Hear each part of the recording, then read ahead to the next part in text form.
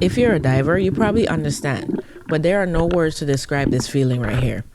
The descent down to the reef, where the possibilities are endless and you never truly know what's about to happen. It's the thing that keeps me coming back. There's always so much to see, and at the end of it all, there's always a story to tell. I'm excited to have you join me for Chapter 2. Despite the heavy algae cover, the reef is still very much alive, with large schools of blue chromis and black durgans dancing in the background.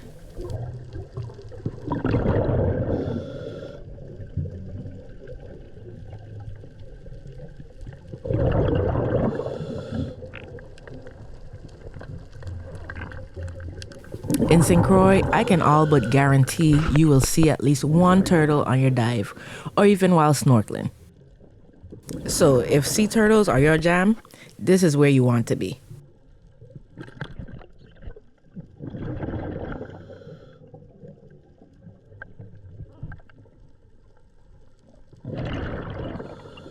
The reef here is tall and lionfish tend to be at the base or occupying the space anywhere in between. The way it's structured gives them plenty of places to hide.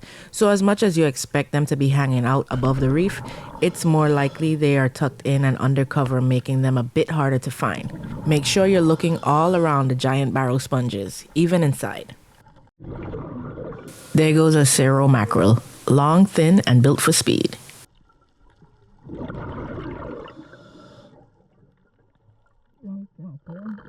I'm searching in all the holes and crevices and just not seeing any lionfish.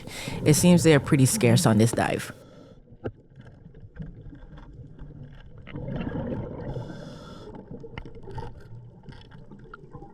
The way these reefs are designed, some angles require a longer pole spear than what I have on hand, but we'll make do.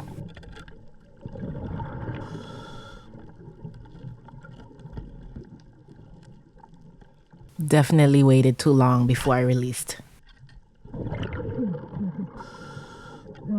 I'm probably not gonna find that one again, so probably need to move on. Lionfish may look beautiful, but here in the Caribbean, they're one of the most destructive invasive species our reef has ever faced. They don't belong in this ecosystem, and because of that, the reef simply isn't equipped to keep them in check. Lionfish are native to the Indo-Pacific, where reefs evolved alongside them. In those waters, predators recognize them, competition exists, and populations stay balanced. But in the Caribbean, lionfish showed up as outsiders, most likely released from the aquarium trade in the 1980s, and they spread fast.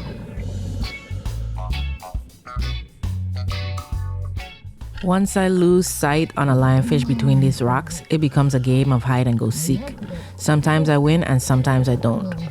There are so many twists and turns in the reef and endless places to hide. You have to wager whether it's worth the time it takes to look and decide when it's time to move on.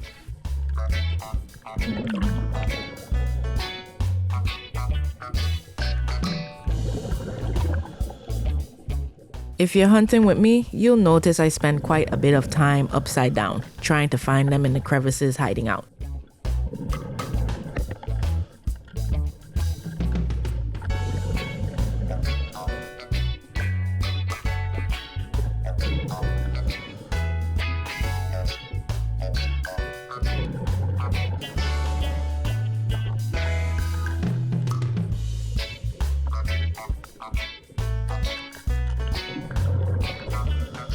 What makes lionfish so successful here is a dangerous combination of traits. They reproduce year-round, releasing tens of thousands of eggs every few days. They grow quickly, mature early, and have venomous spines that discourage most predators from even trying to eat them. On top of that, native reef fish don't recognize lionfish as a threat, which makes hunting incredibly easy for them. Lionfish are ambush predators. They use their wide pectoral fins to corner prey, herding small fish into tight spaces before inhaling them whole. Juvenile fish are especially vulnerable, including parrotfish, wrasse, damselfish, and other species the reef depends on. Those fish aren't just pretty to look at.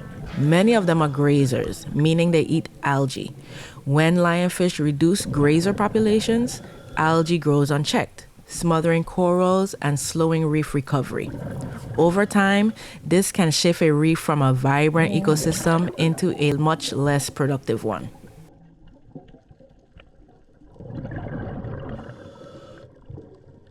Studies have shown that in some areas, lionfish can reduce juvenile reef populations by up to 90% in just a few weeks. That kind of pressure adds up quickly, especially on reefs already dealing with warming waters, coral disease, and other human impact. Here in the Caribbean, removal is currently the only effective way to control lionfish populations. There's no trap that works reliably at depth, and no natural predator has stepped up to fill that role. So that's where divers come in. 2 more mackerel on the run. That's a typical behavior, quickly swimming in the water column above the reef. They are super fast and are excellent table fare, but this core dive is for lionfish only.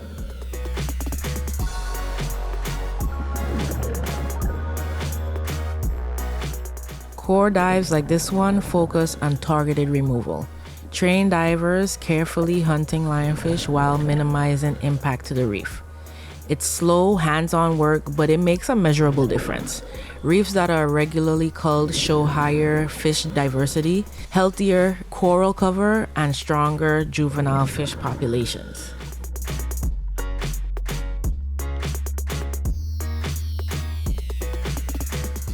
You'll notice that during these dives, we also encounter plenty of native reef residents. Sea turtles, spiny lobster, groupers, snapper, reminders of what these ecosystems look like when they're functioning properly. Protecting these species is the entire reason this work matters. And the story doesn't end on the water. Lionfish are completely edible once their venomous spines are removed, and they're actually a really good fish.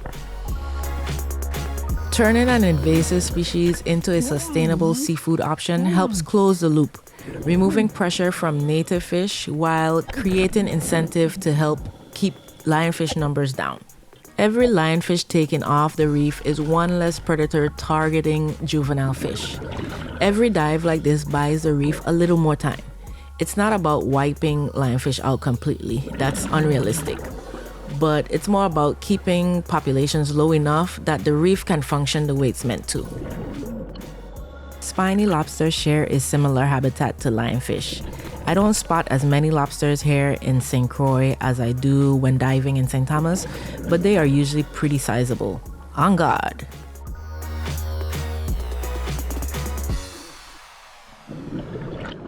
Currently, targeted removal by trained divers is the most effective management strategy. Regular lionfish culling has been shown to increase native fish abundance and can improve reef health over time.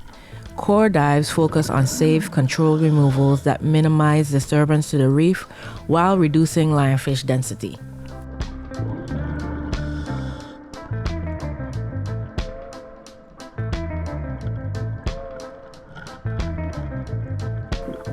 Lionfish removal will never be about eradication, but about control. Due to their amazing ability to adapt to various environments, fresh brackish water to salt water, 0 feet to 1,000 feet deep, we simply don't have the means to remove them all.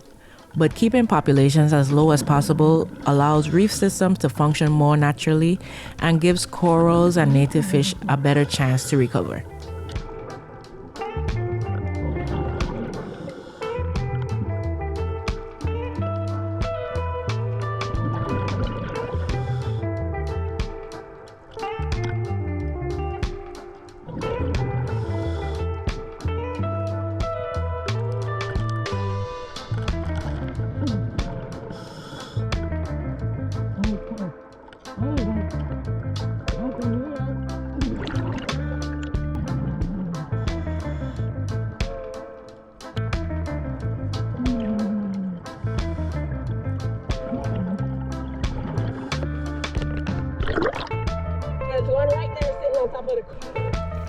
I saw one more lionfish hanging out above the reef while I was doing my safety stop. Unfortunately, I can't go back down.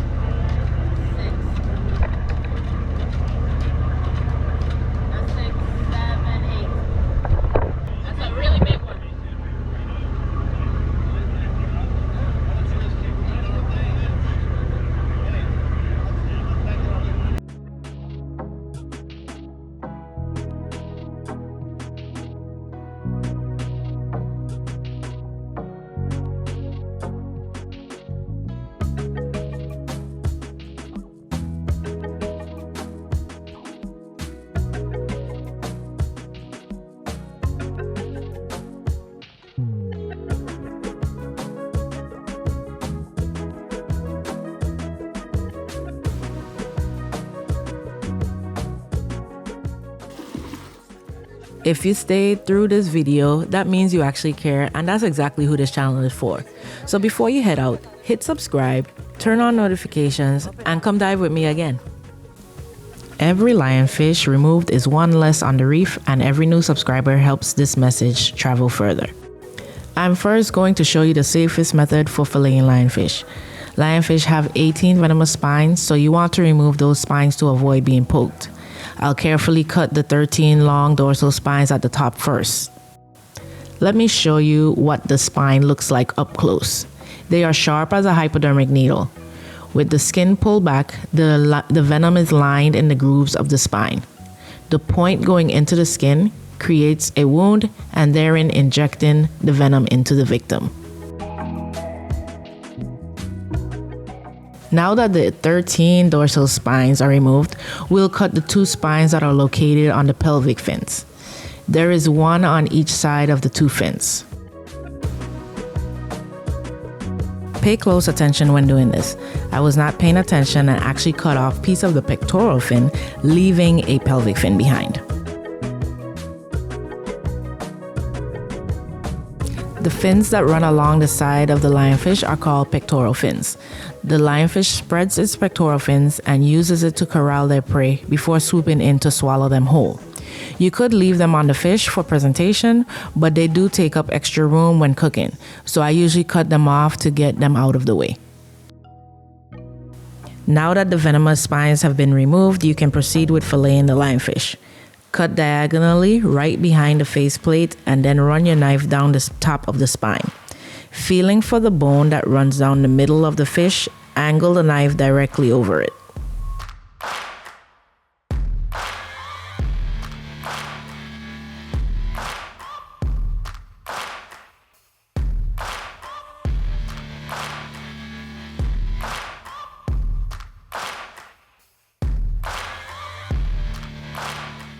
Once this is complete, you will expose the lionfish's white meat. Firm, tender, buttery, and super good.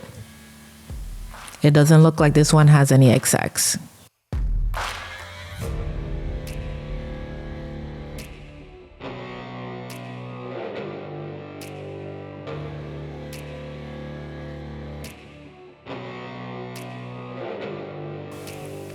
With both sides removed, now it's time to take the skin off.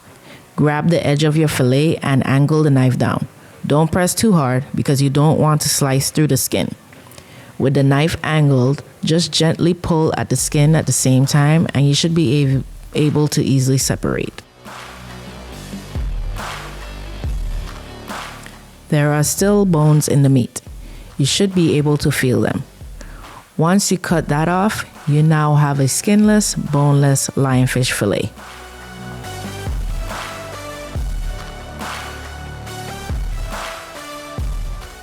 I usually have a bowl of cold iced water and a squeeze of lemon, waiting to clean the debris off of what's been processed. Once your fillets are clean, pat them dry, give them a light coat of olive oil, and lightly cover in blackened seasoning.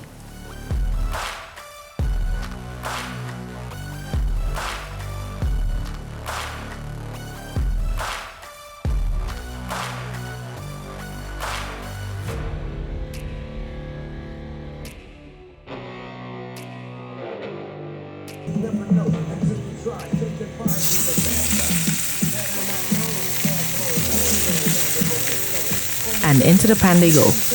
It doesn't take very long to cook. You'll see the meat turn more white and lose its transparency.